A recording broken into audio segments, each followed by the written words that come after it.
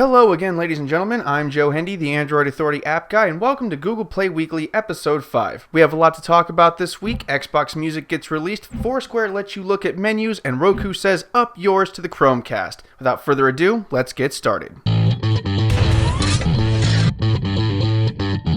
The first thing we'll talk about this week is Google Play Music. Google Play Music is already a premium music streaming service that lets you upload 20,000 of your own songs and, if you pay for it, play any song in the Google Play Store.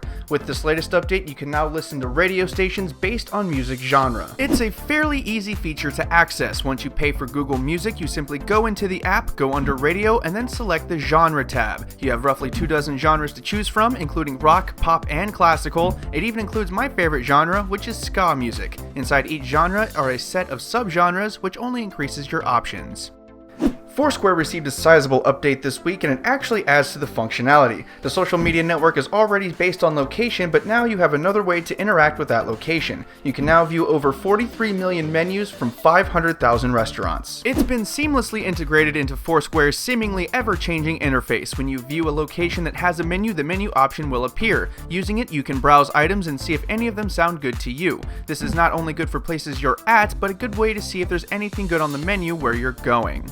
A new scare story has been circulating around the internet the last few days. It was started by Symantec, makers of the popular Norton antivirus. Symantec stated that in the month of August, over 1,000 fraudulent applications were submitted to the Google Play Store. According to reports, Symantec says these apps were downloaded about 8,500 times, but could have been as high as 10,000. Before you lose your shorts and download another 3 antivirus apps, keep in mind that as long as you pay attention to what's going on and download it from trusted app developers, this will probably never happen to you. Microsoft is showing signs that they are finally seeing the light because they have released their first fully functioning application to the Google Play Store. It is Xbox Music, and it does compete favorably on many levels with many competitors. It has a decent number of songs at a decent price point, and it's definitely worth checking into. It's an early release, so they haven't made it compatible with every device just yet. For instance, I couldn't get it on my HTC One. If you do pick it up, you'll have 30 days to try it out for free, but then you have to pay $9.99 a month or $99.90 a year for service. If you're in the market for a new streaming service, a 30-day trial is more than enough of a reason to try it out. Since the Chromecast came out, life has been a little difficult for set-top boxes. The Chromecast doesn't have all the functionality of a set-top box, but it does have most of the functionality needed to replace it entirely. Roku has come out with an update that adds a feature, and it's the only feature that the Chromecast doesn't have. With the update, you can now stream local content directly from your Android device. For many who keep up with such development, you cannot do that on a Chromecast. For now, it's compatible with pretty much all Roku devices, but only a handful of Android devices, including the Galaxy S3 and S4, the Nexus 7 2012 model, the HTC One, and the Nexus 4.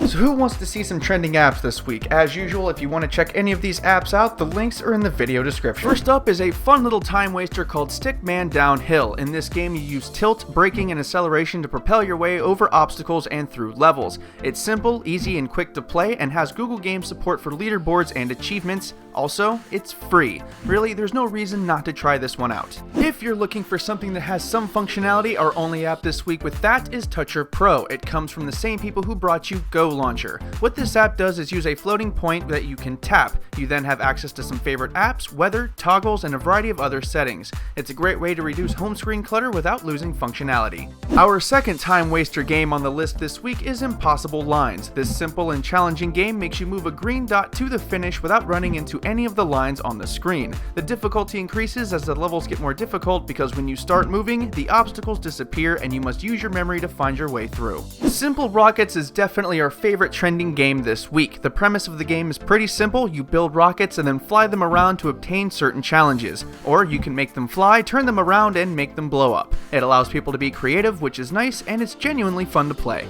Last up this week is another game called Toast Time. In this little 8-bit game, you are a toaster that shoots toast at bad guys to defend a clock. You can bounce around by shooting toast at the ground and get upgraded toast by shooting crates. It's more fun than you should reasonably be able to have with toast. Once again, I'm Joe Hindy, the Android Authority app guy. Feel free to subscribe to our YouTube channel, and if you like this show, check out some of our other ones. The social media links and the written companion to this video are in the video description. Thank you for watching and have a wonderful day.